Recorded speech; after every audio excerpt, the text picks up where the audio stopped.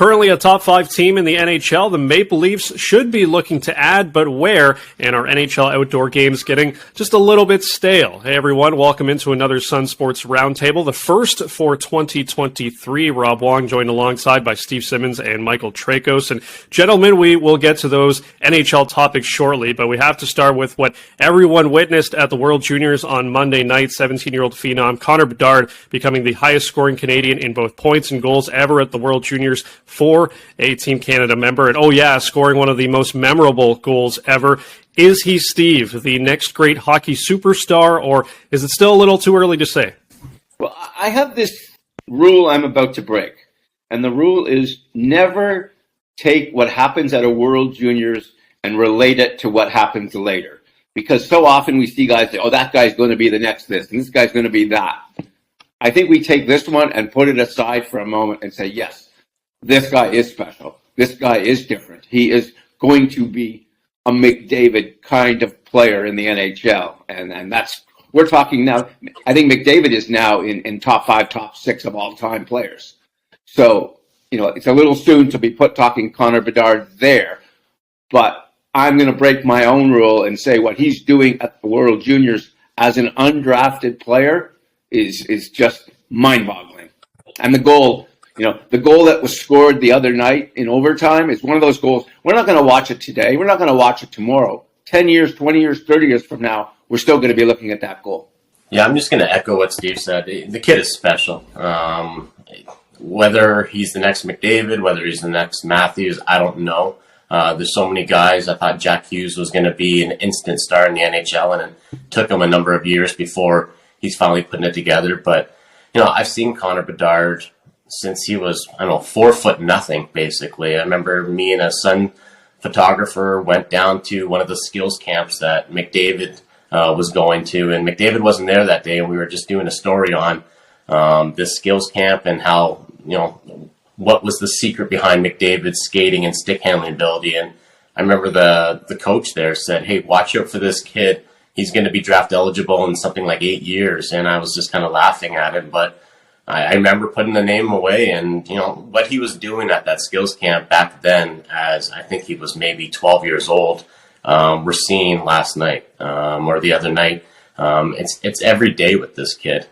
He's scoring goals between his legs. He's doing things that you would maybe try and practice, and he's just making it look routine. So the skill level is off the charts. The shot is off the charts. The IQ is off the charts.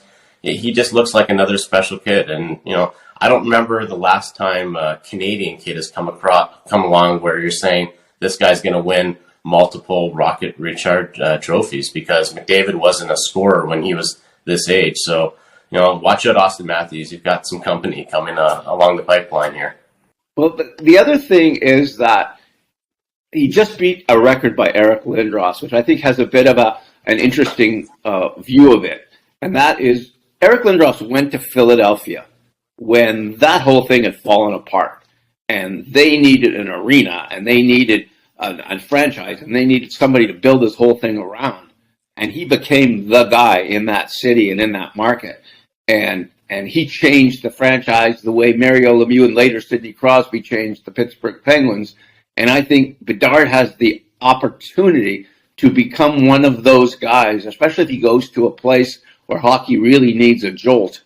And if he does that, he can be a Lindros type figure for the ages, or a Lemieux kind of figure who then becomes known as the franchise guy that changed, a city and a team and a market.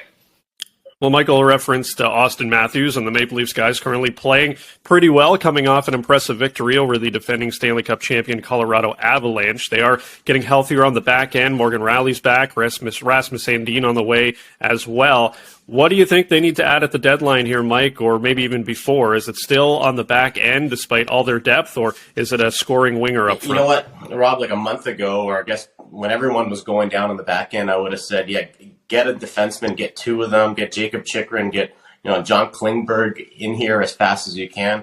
Now I'm not so sure. I think what this team needs is a guy who can do what Zach Hyman was doing for the Leafs. I still think when the playoffs come along and we saw Michael Bunting isn't, the same Michael Bunting that he is in the regular season. I think they need a guy who can play in your top six, who can, make life a little easier on your superstars by going in the corners, by playing a rougher style of game, similar to what a Hyman was doing for this Leafs team or what a Tom Wilson does for Washington.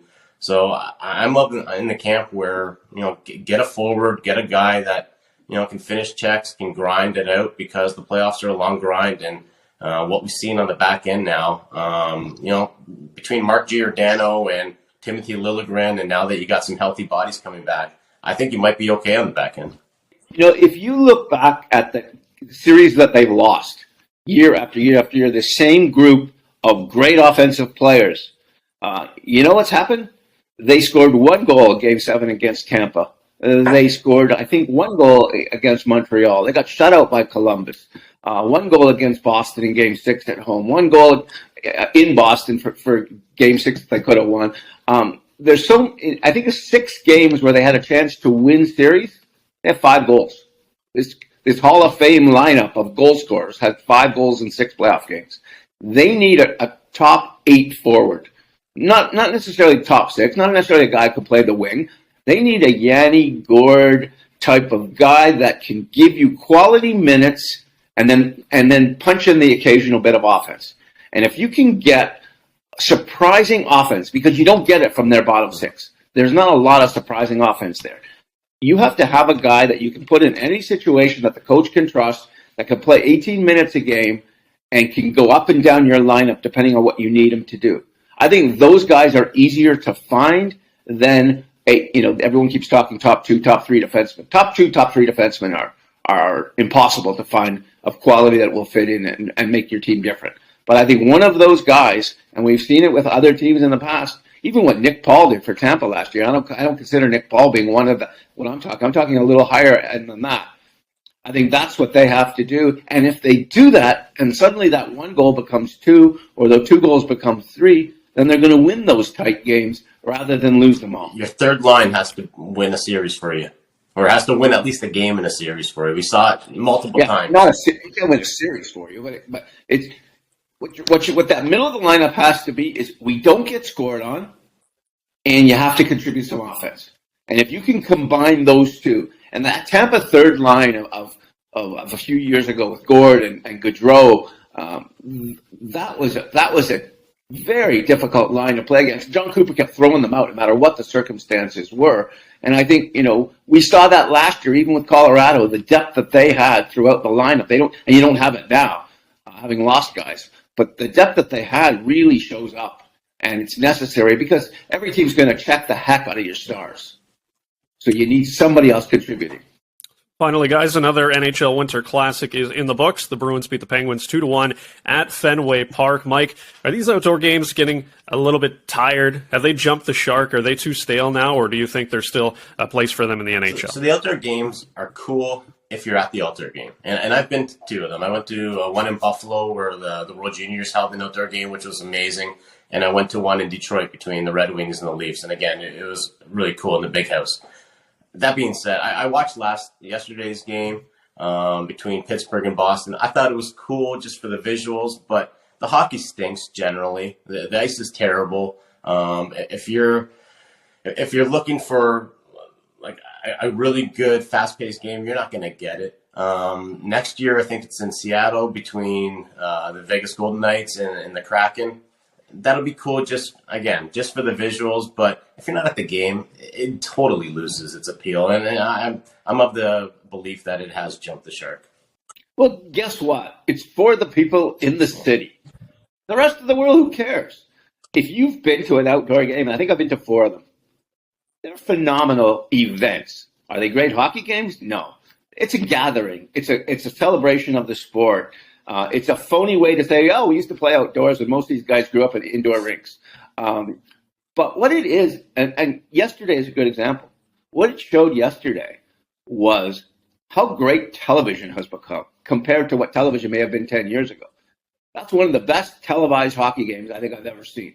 The quality of the broadcast, and I watched it on TNT, so I can't speak for what the Canadian broadcast looked like. But the TNT broadcast was phenomenal. And it was the closest I think the cameras have ever gotten to the hockey players. And so it was a really interesting way to show the game. And I think if you talk to anyone that was there yesterday in Boston at Fenway Park, which is a cool place to go to begin with, and go there for a hockey game in warmish weather, I can't think of a better way to spend a day. And I bet you anyone you talk to today who was in that crowd yesterday are speaking very happily about the experience. And so, yeah, is it a league-wide thing? No, that's gone long ago. But is it a local thing that works if put on properly? And the NHL does this very, very well. Give them credit. Yeah, as long as the NHL keeps putting butts in seats at these, I think they will be very, very happy. Let us know your thoughts on these topics in the comments. For Steve Simmons and Michael Traikos, I'm Rob Wong. Thanks for tuning in, and we'll talk to you next week on another Sun Sports Roundtable.